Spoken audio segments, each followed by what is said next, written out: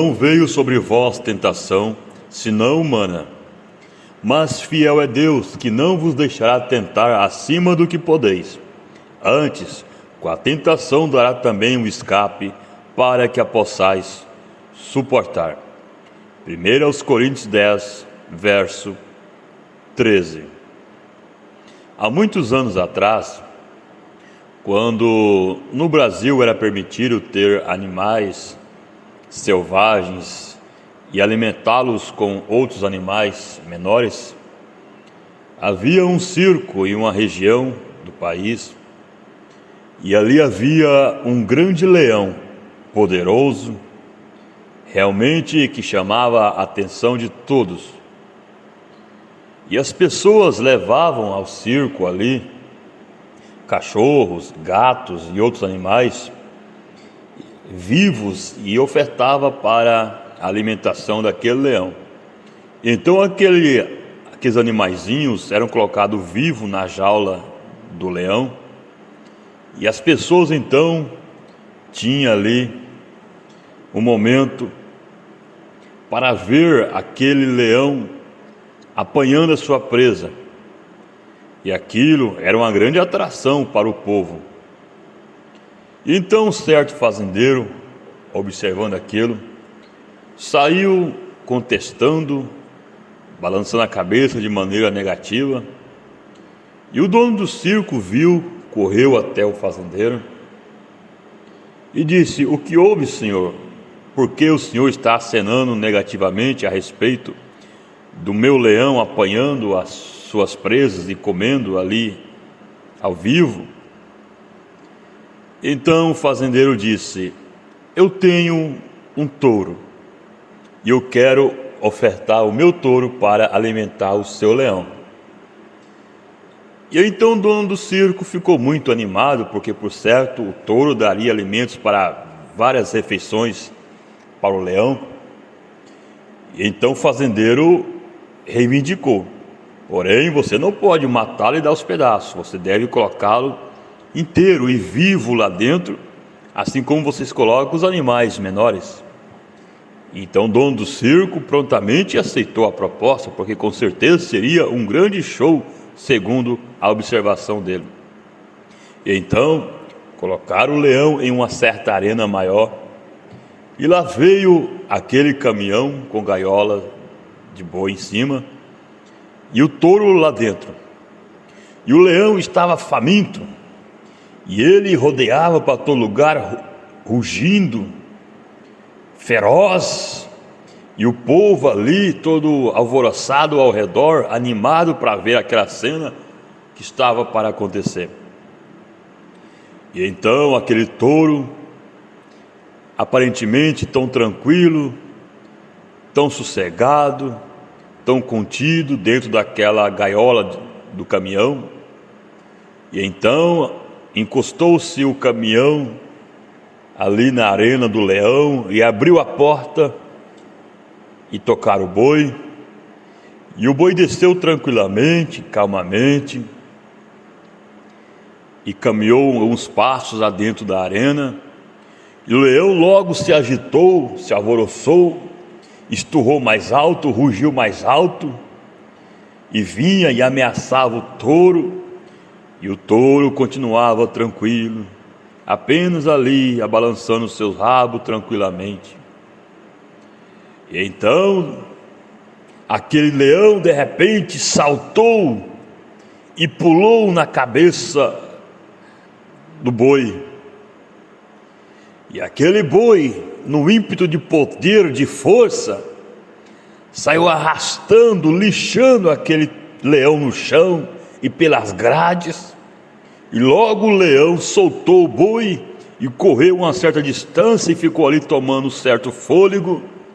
Então logo ele percebeu que aquela presa não era apenas uma vítima como as outras.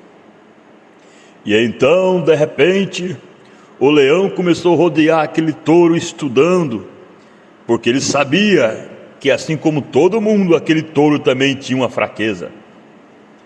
E então ele percebeu que a fraqueza do touro é justamente o seu focinho. E no momento de descuidado, o leão agarrou o focinho do touro. E então ele começou a apertar, apertar e apertar. E o touro começou a dobrar seus joelhos. E todos começaram: agora é o fim do touro. Agora o touro vai virar comida de leão.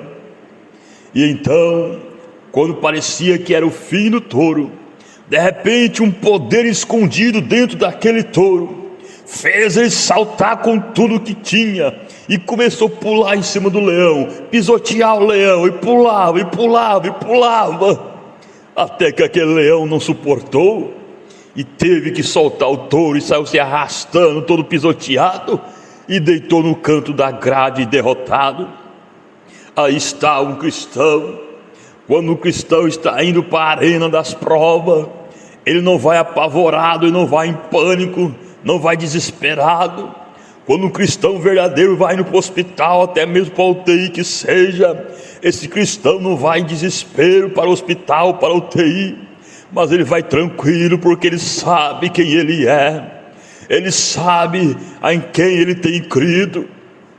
E Satanás, quando acha que está na vantagem, ele faz barulho, ele ruge, ele tenta te amedrontar como um leão.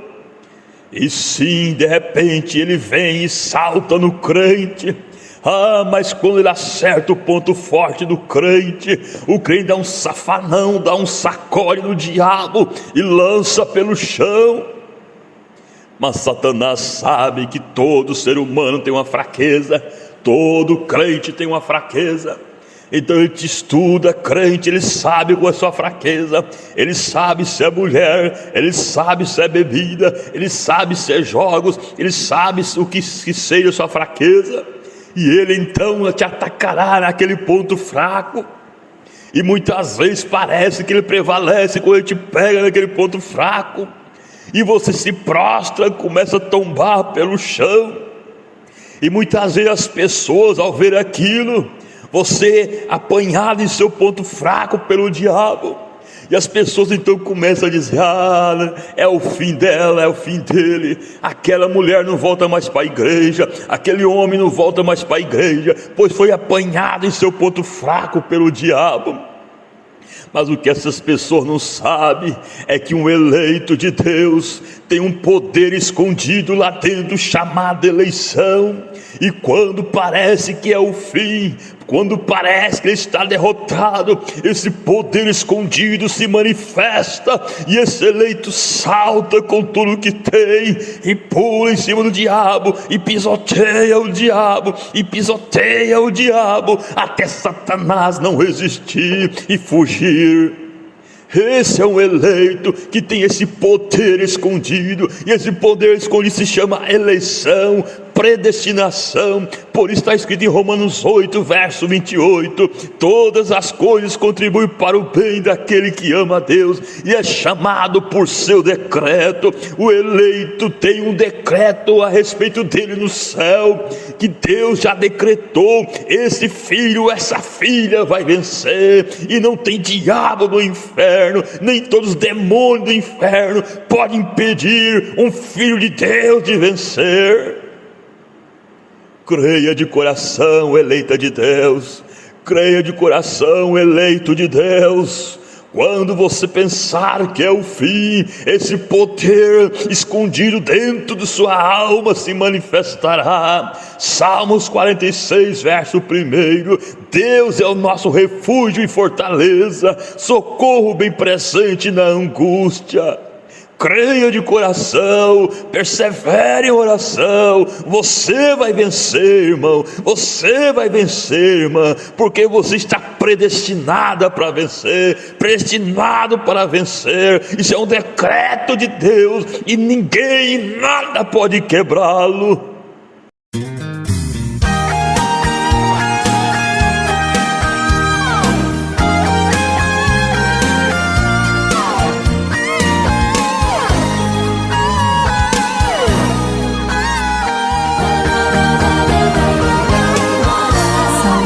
Bênçãos que eu tenho pra contar e vitórias pra compartilhar.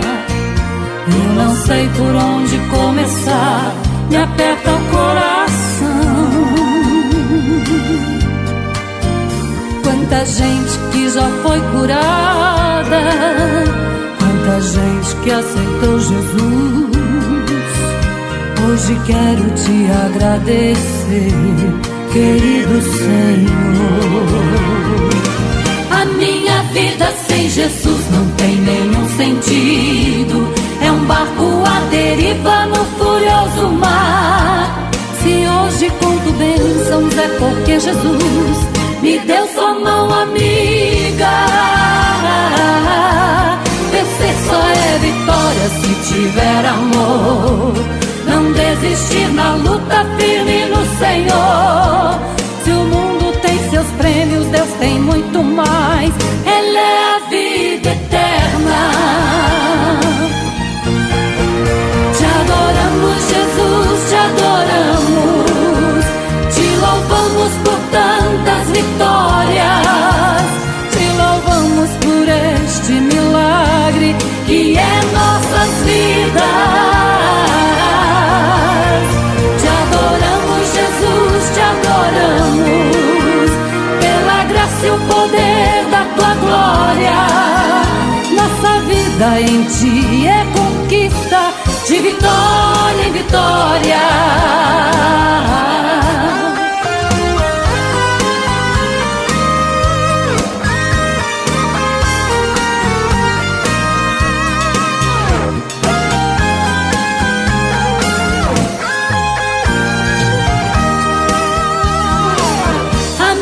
Vida sem Jesus não tem nenhum sentido. É um barco à deriva no furioso mar. Se hoje conto bênçãos é porque Jesus me deu sua mão amiga. Vencer só é vitória se tiver amor. Não desistir na luta, firme no Senhor. Se o mundo tem seus prêmios, Deus tem muito mais. Ele é a vida eterna. Te adoramos, Jesus, te adoramos, Senhor. Te louvamos por tantas vitórias. Te louvamos por este milagre que é nossas vidas. Te adoramos, Jesus. Te adoramos pela graça e o poder da tua glória. Nossa vida em ti é conquista, de vitória em vitória. Te adoramos, Jesus, te adoramos. Te louvamos por tantas vitórias. Te louvamos por este milagre que é nossas vidas.